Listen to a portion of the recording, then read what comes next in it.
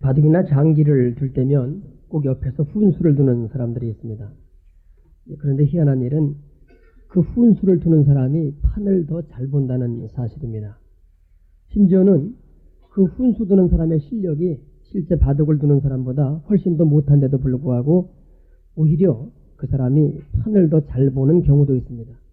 그것은 승패에 관계없이 상황을 객관적으로 보고 있기 때문입니다.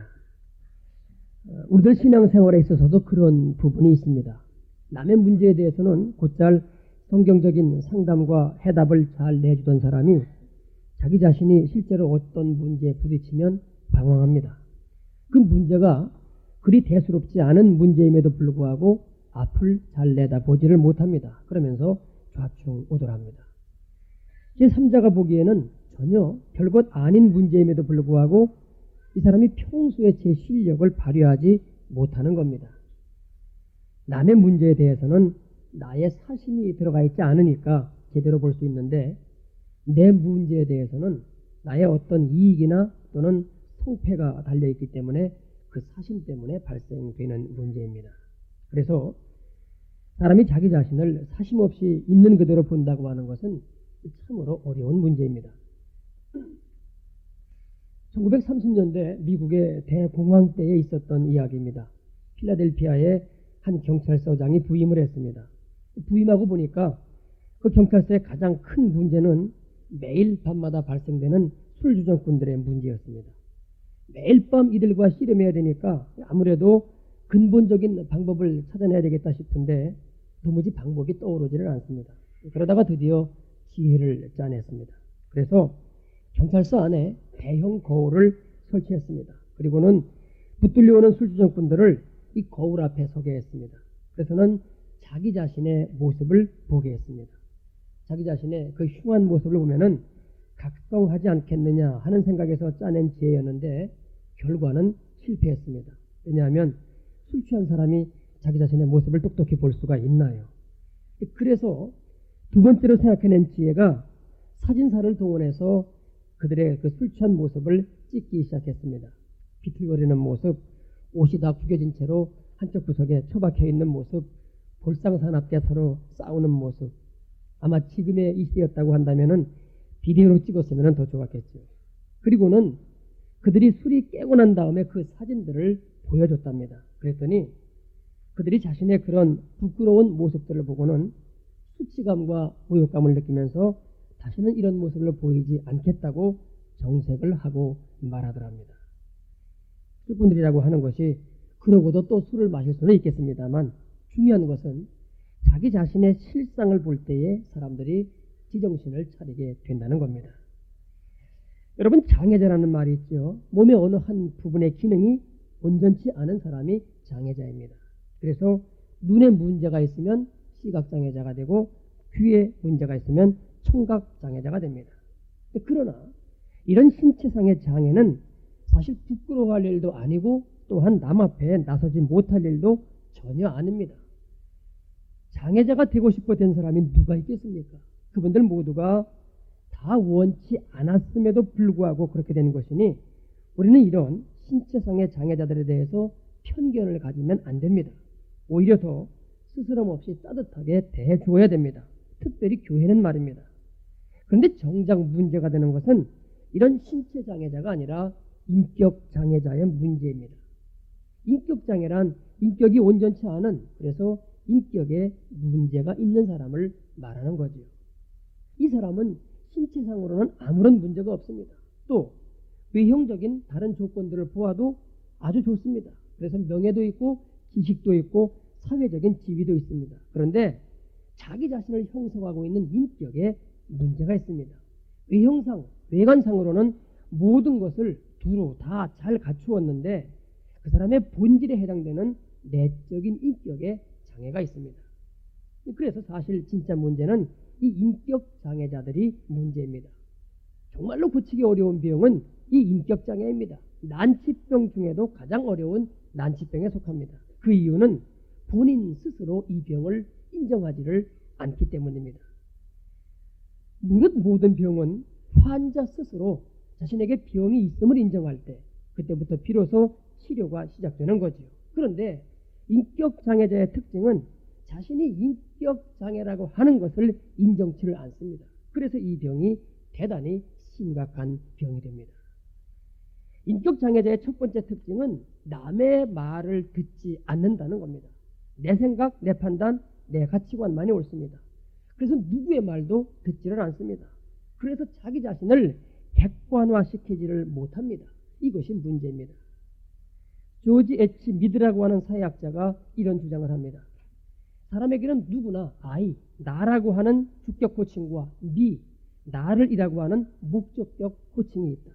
그런데 I라고 하는 주격 호칭은 자기가 자기를 규정하는 것이기 때문에 비조직적이고 또한 예측할 수 없는 방임된 형태로 존재할 수 있다. 그러나 me라고 하는 목적격 호칭은 남들이 나를 평가하는 것이기 때문에 남들과 공유하는 조직적이며 일반화된 존재이다.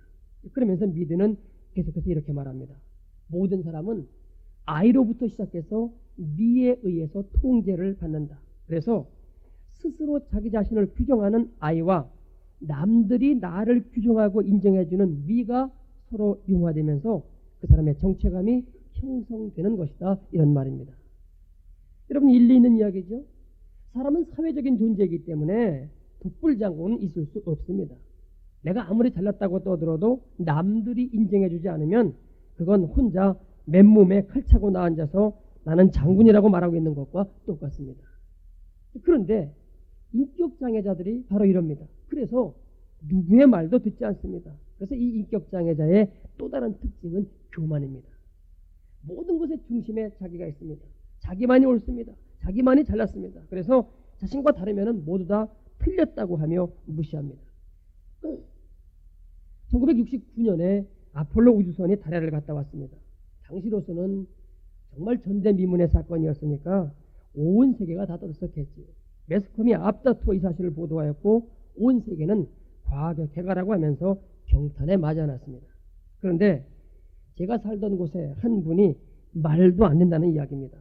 아니 어떻게 저 먼 달에를 사람이 갔다 왔다는 거냐, 이게 말이 되느냐, 어디 좀 높은 산에 갔다 오고 나서 이렇게들 난리 법석을 떨며 야단이다 이렇게 하면서 이 사실을 전면 부인합니다. 그분이 전혀 배우지 못한 분도 아닙니다.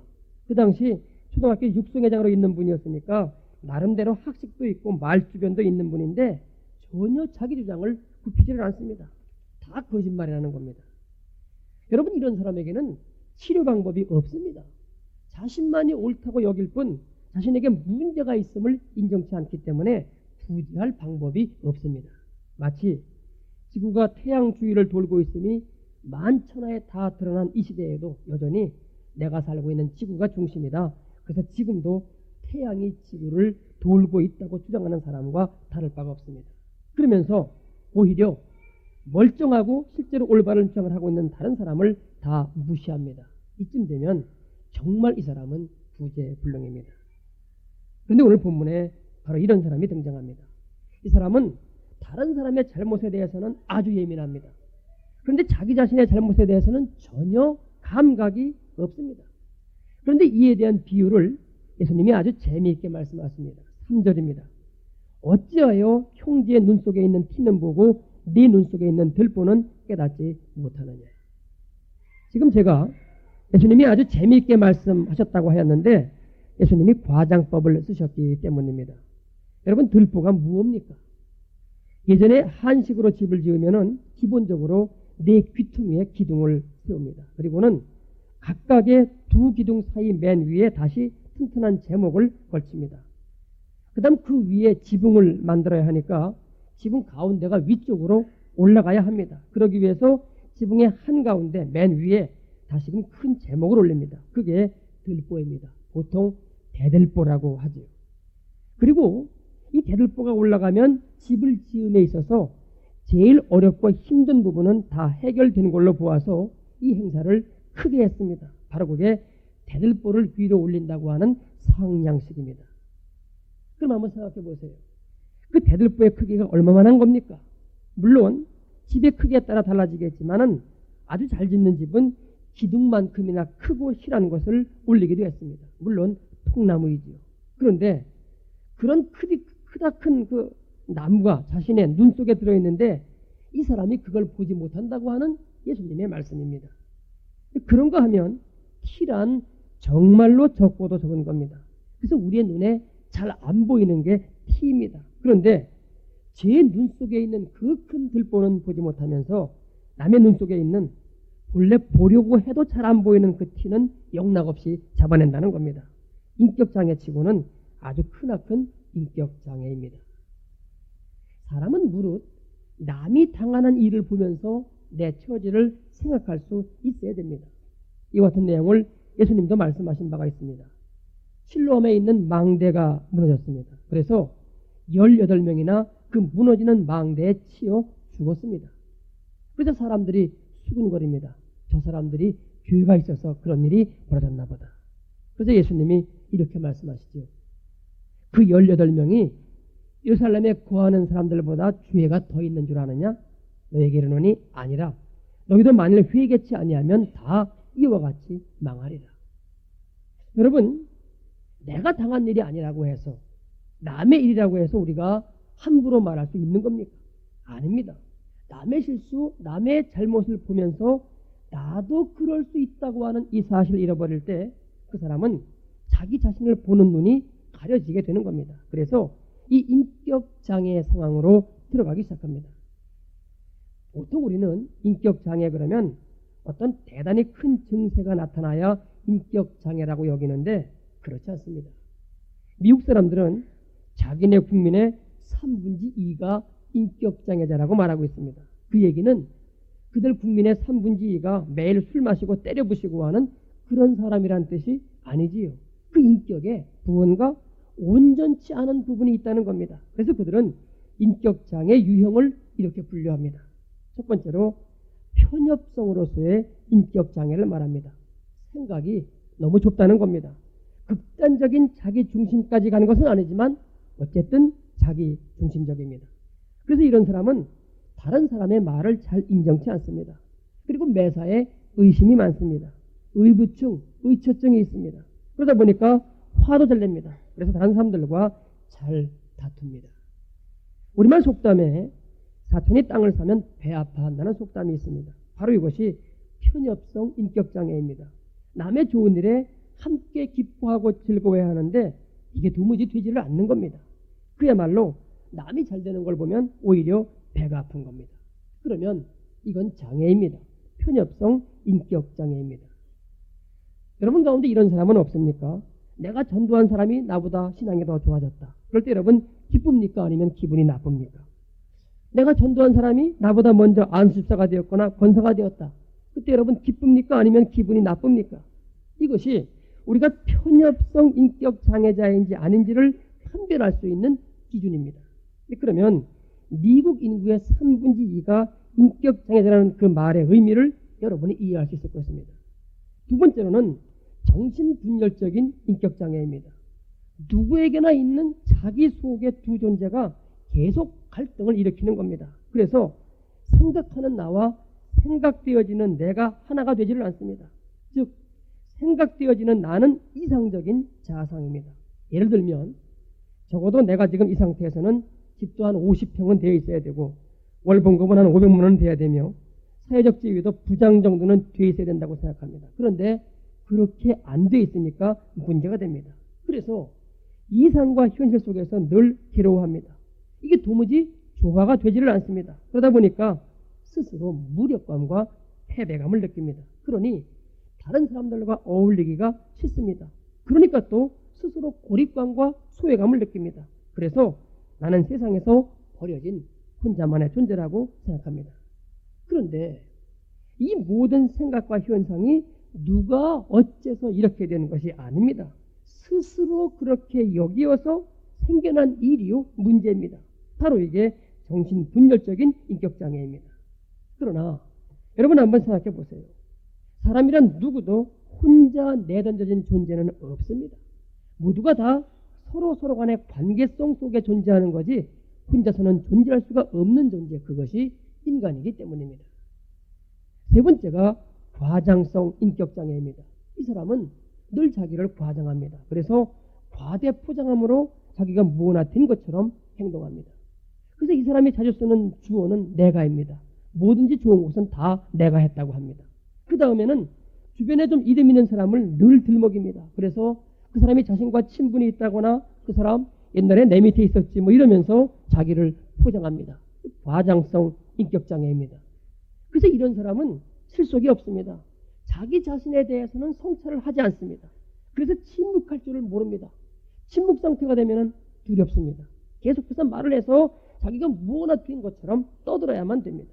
나중에 자기를 과장해서 드러내다가 할 말이 없으면 옛날로 돌아갑니다. 그래서 유치원 때 학예 발표시 주인공으로 나왔다는 것부터 시작해서 별 우스운 이야기까지도 아주 진지하게 이야기하기 시작합니다.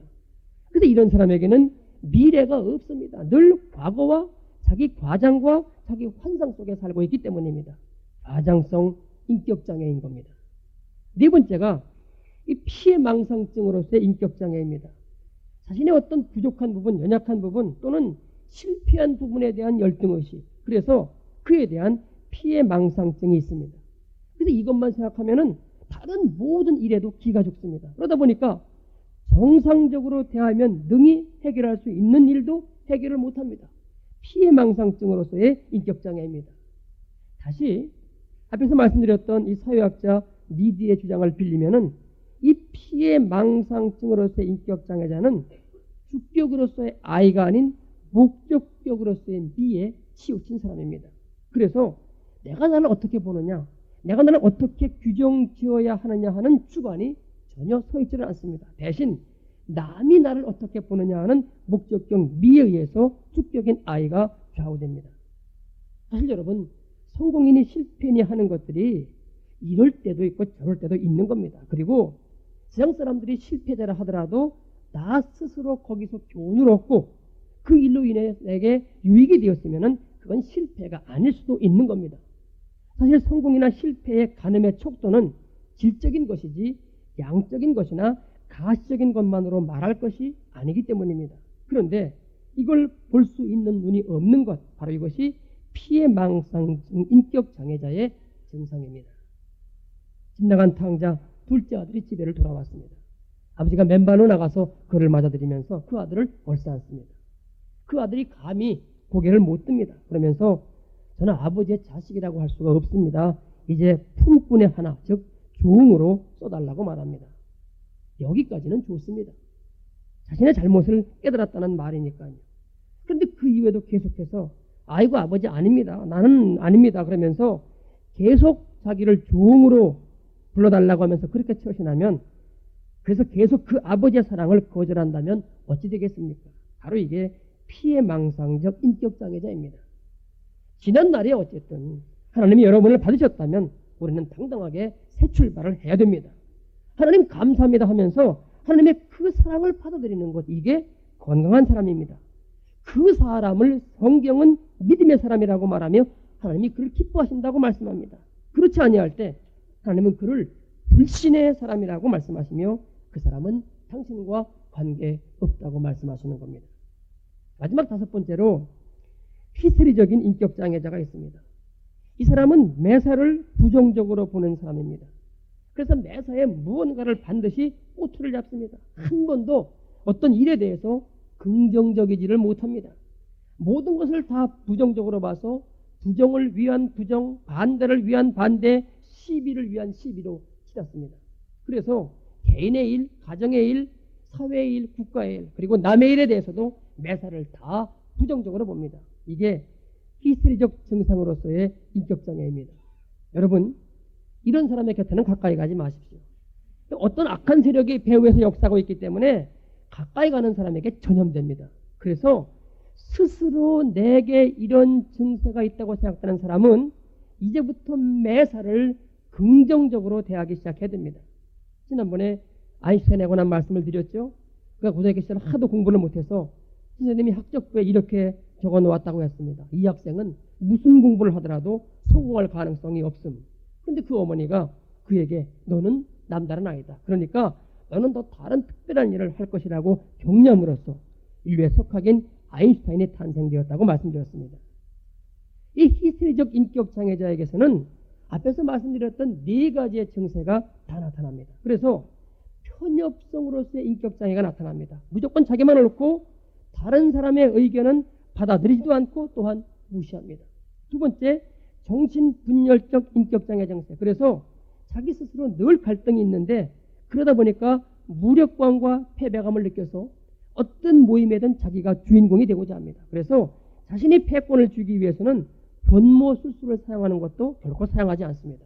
세 번째, 과장성 인격장애. 그래서 자기가 누구도 알고 누구와 친하며 누구는 자기에게 찾아와서 인사하고 하면서 계속해서 자기 자신을 과대포장합니다. 듣는 사람은 이미 왜 저 얘기를 하는지 다 알고 있는데 그래도 본인은 계속합니다. 그래서 같은 얘기를 또 하고 합니다. 네 번째, 피해망상증으로서의 인격장애. 그래서 자신이 사회적으로 별 존재가 못 된다는 것 때문에 늘 기려합니다.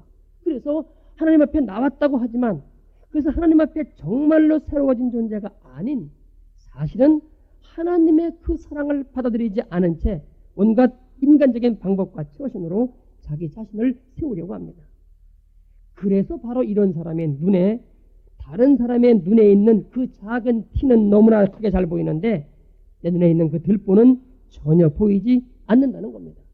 그래서 예수님은 4절에서 이렇게 말씀하십니다. 보라, 내 눈 속에 들보가 있는데 어찌 형제에게 말하기를 나로 네 눈 속에 있는 티를 빼게 하라 하겠느냐.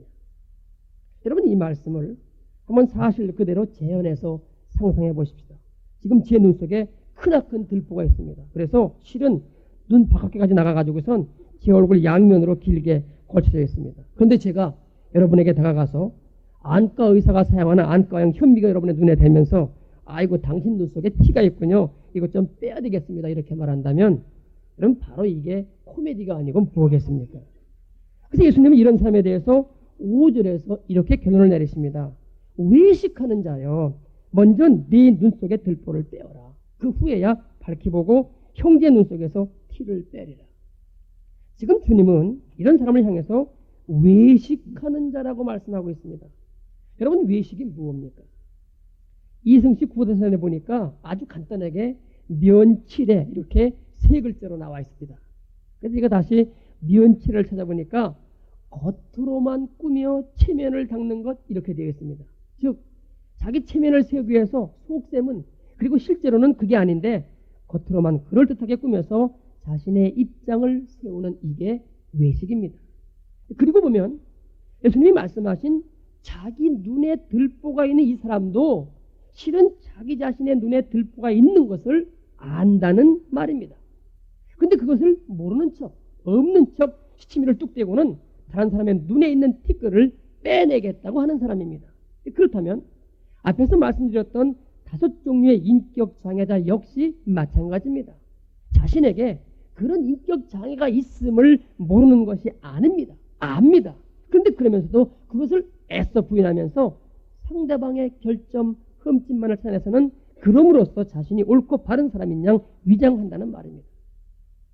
좀 더 생각해 보십시다.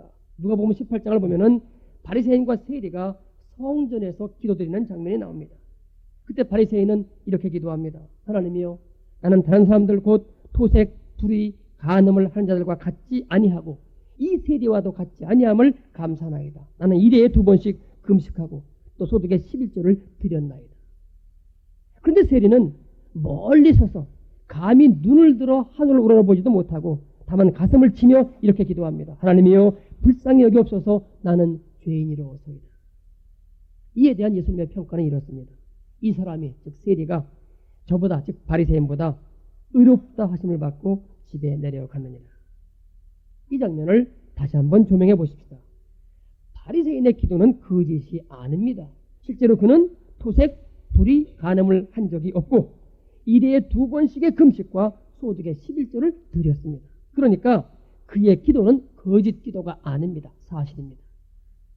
그럼에도 불구하고 나는 죄인이라고 자신의 죄인됨을 또한 사실대로 고백한 세리가 이 바리새인보다 더 의롭다는 겁니다. 이런 이야기가 있습니다. 사람이 죽은 후 하나님 앞에 가서 심판을 받을 때에 하나님이 너는 천당, 너는 지옥 그러시지 않는다는 겁니다. 천당문은 모든 사람에게 다 열려 있다는 겁니다. 그런데 제 눈 속에 있는 들보는 보지 않고 남의 눈에 티만 보았던 사람들, 그래서 인격 파탄자들은 스스로 부끄러워서 천국문으로 들어가지를 못하고 제 발로 지옥으로 걸어 내려가게 된다는 겁니다. 여러분, 그럴듯한 이야기라고 생각되지 않으세요? 내가 바뀌어야 됩니다. 그래서 내가 하나님의 사랑을 받아들여 내 속에 이런 인격 장애의 모습을 고치고자 할 때, 그때 우리가 근본적으로 바뀌게 되는 겁니다. 그래서 겸손해집니다. 온유해집니다. 자기 자신을 부인합니다. 근데 그러면 그럴수록 불안하거나 자기 자신이 왜소해 보이거나 의기소침해지는 것이 아닙니다. 오히려 자유함이 옵니다. 그러면서 다른 사람들을 인정하게 되고 그들과 공존하게 되며 또한 그들을 섬기게 됩니다. 여러분, 이제라도 늦지 않았습니다. 저야말로 이런 진실된 사람이 되기를 원합니다 하면서 그분께 나아가십시다. 내어 달래십시다. 은혜 달라고 간구하십시다. 진정 우리가 하나님이 이 일을 이루어 주실 줄로 믿고 간절히 기도하면 하나님께서는 반드시 이 은혜를 베푸실 것입니다. 이 은혜가 새해에 우리 교회 가운데 이루어지기를 축복합니다. 기도하겠습니다. 그렇습니다. 주님, 다른 사람의 문제가 아니고 나의 문제이고 다른 어떤 외적인 조건과 상황의 문제가 아니라 나 자신의 문제임을 아버지 앞에 고백합니다.